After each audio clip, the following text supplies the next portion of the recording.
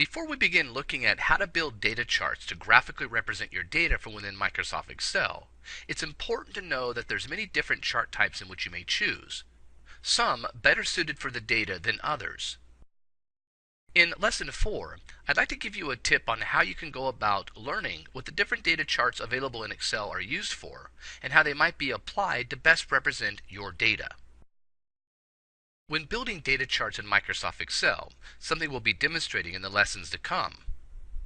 you'll be able to access several different types of charts from the Insert tab of your Microsoft Excel ribbon, a tab that I currently have activated now. You'll notice in the Charts group, where I have several different chart types already available to me, were I to click the Create Chart icon in the lower right corner of that group, opening up the Insert Chart window, I'll have many other charts available to me than even the main Insert ribbon itself provides. The problem is, however, with this particular window, is that there's no description as to how the chart should be used.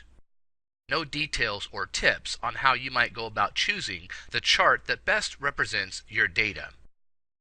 What you can do, however, is simply go to a search engine of your choice, and here, for example, I'm activating Microsoft Bing, and simply do a search for Excel 2010 chart types.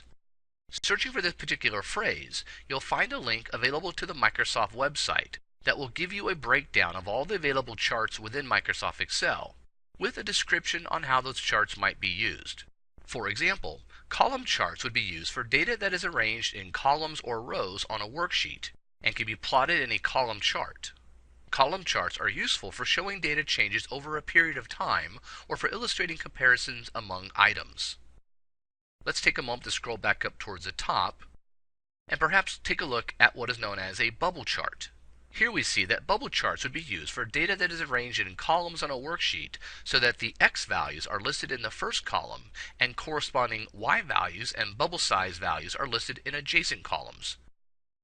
which can be plotted within a bubble chart. And even better is an example of some data within the Excel spreadsheet that one might use a bubble chart to graphically represent. So although there's not much in explanation in terms of the charts and how they're used within Microsoft Excel itself, by executing a simple search for Excel 2010 chart types in a search engine such as Bing Search, you'll find that you're only a click away from a very good explanation of the different charts available to you within Microsoft Excel, their uses, and some examples of the data that you might use in such a case, available from the Microsoft Office website.